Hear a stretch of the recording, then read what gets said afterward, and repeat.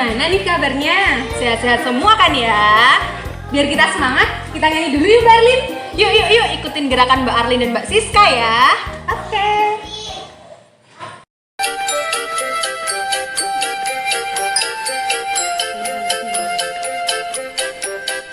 Yesus pokok dan kita caranya tinggal di dalamnya. Yesus pokok dan kita caranya tinggal di dalamnya. Yesus pokok dan kita caranya tinggal di dalamnya.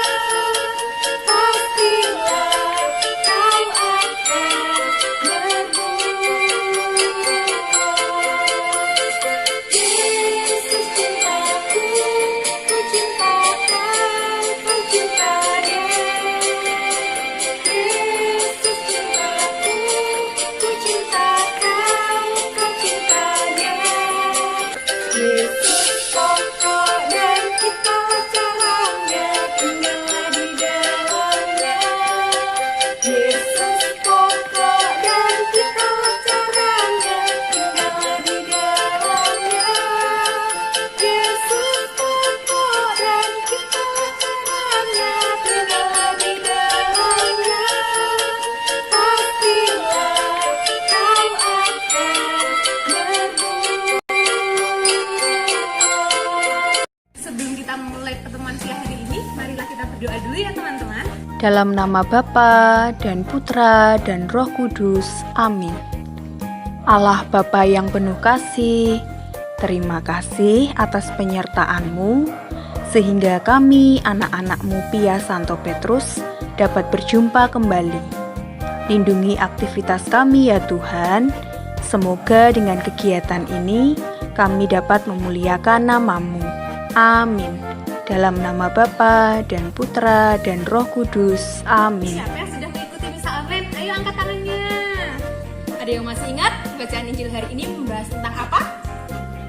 Apa sih Mbak Arlin? Jadi Injil hari ini membahas mengenai hukum kasih. Ada yang tahu hukum kasih itu ada berapa? Kalau tidak salah ada 2 ya Mbak Arlin. Betul sekali. Jadi hukum kasih itu ada 2, yaitu yang pertama, kasihilah Tuhan Allahmu dengan segenap hatimu, dengan segenap jiwamu, dan dengan segenap akal budimu. Nah, yang kedua itu adalah kasihilah sesamamu manusia seperti dirimu sendiri. Menurut Frater, kasih itu adalah kepekaan hati. Nah, kepekaan hati itu maksudnya apa sih?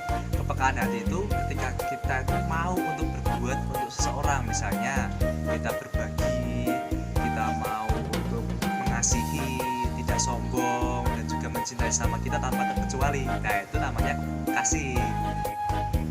Halo adik-adik,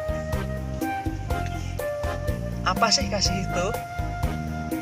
Kasih itu menurut Frater bukan hanya sekedar perasaan. Saya mengasihi, saya mencintai, saya menyayangi. Bukan cuma itu, tetapi kasih itu juga menggerakkan kita untuk melakukan sesuatu hal. Dan hal ini bisa kita lihat melalui cara kita mengasihi orang lain. Adik-adik semuanya, Frater dalam kesempatan kali ini akan berbicara soal kasih. Nah, kasih apa? Kasih yang diajarkan oleh Yesus Kristus sendiri. Apa itu kasih ya, Frater? Pasti tentu adik-adik bertanya ya.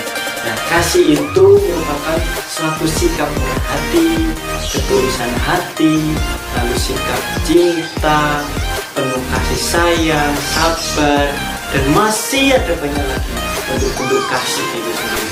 Karena Yesus sendiri banyak mengajarkan bentuk-bentuk kasih dalam sabda-sabdanya. Nah, terus gimana caranya kita mengasihi Tuhan? Menurut Frater, mengasihi Tuhan itu berarti juga kita mengasihi sama kita. Dengan mengasihi sama kita, berarti kita juga mengasihi Tuhan. Gitu. Bagaimana sih cara kita mengasihi orang lain dan juga Tuhan? Paling mudah ya, kalau kita mengasihi Tuhan, itu tentu dengan doa-doa yang kita lakukan. Misalkan sekarang kan bulan Rosario, kita tentu harus berdoa Rosario. Yang di rumah nih adik-adik, apakah sering doa Rosario? Kemudian mengasihi Tuhan juga bisa dalam bentuk yang lain, melalui orang-orang di sekitar kita, misalkan bapak ibu kita. Jangan bilang adik-adik mengasihi bapak ibu tetapi tidak pernah melakukan sesuatu hal yang bisa kita wujudkan. Bapak ibu memberikan nasihat, tentu kita harus mendengarkan. Bapak ibu meminta sesuatu untuk kita lakukan, kita ya melakukan. Itulah bentuk-bentuk kasih, cara kita mengasihi orang lain. Demikian adik-adik, terima kasih. Mari kita menolong orang lain yang sedang kesusahan, membantu orang tua kita, teman-teman kita. Jadi kita telah berbuat kasih. Begitu adik-adik. Itu ya. Jadi sebagai murid-murid Yesus, sebagai anak-anak Tuhan, kita harus berbuat kasih dengan cara menolong sesama, membantu orang yang kesusahan, dan mau berbagi. Ya, itu ya. Jadi anak-anak Tuhan yang baik. Bagaimana ya frater kalau untuk mewujudkan kasih itu sendiri? Ada banyak cara untuk mewujudkan kasih Tuhan Yesus, terutama melalui doa. Kita berdoa pada Tuhan Yesus, mendoakan orang tua, saudara, teman-teman. Itu merupakan satu bentuk wujud kasih kepada Tuhan dan juga pada sesama. Lalu juga semisal adik-adik semuanya itu berjumpa dengan teman yang sedang membutuhkan bantuan, nah mari kita juga bantu mereka. Jadi wujudkan sikap-sikap kasih itu dalam kehidupan sehari-hari teman-teman dan adik-adik yang ada di rumah. Begitu teman-teman dan adik-adik semuanya, mari frater di sini mengajak teman-teman untuk semakin mewujudkan sikap kasih Tuhan itu sendiri itu kepada sesama dan juga kepada Tuhan. Pesan frater, tetap jaga kesehatan, sampai jumpa, berkat. Dadah. Nah, ternyata kasih itu tidak sulit ya Mbak Arlin. Kita bisa mempraktekannya di kehidupan sehari-hari.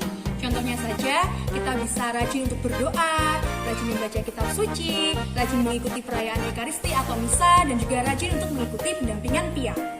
Kita juga bisa untuk membantu orang tua, menabung, dan tidak membalas jika teman kita memusuhi kita. Nah, sekarang coba kita hitung yuk, berapa banyak orang-orang yang sudah kita kasihi. Caranya, kita siapkan lembar kertas, lalu spidol, bisa juga menggunakan pulpen ataupun pensil.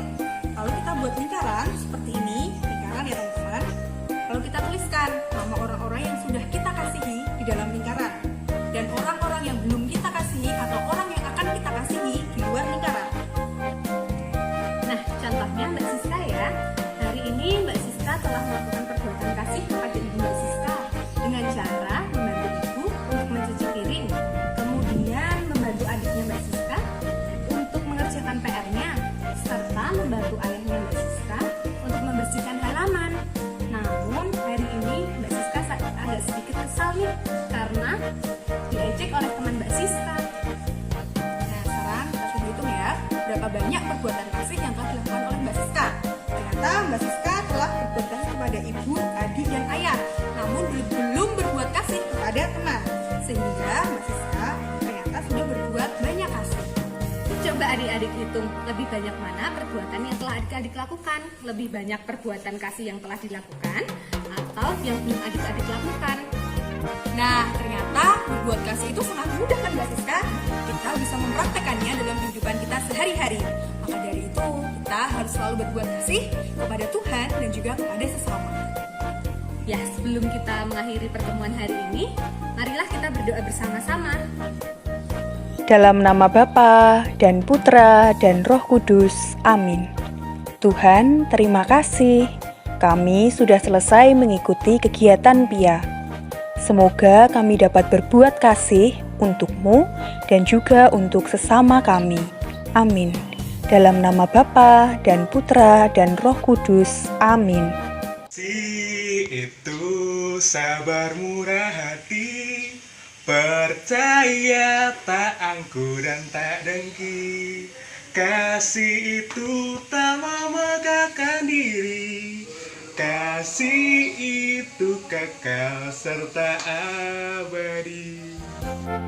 Sampai bertemu di lain kesempatan ya.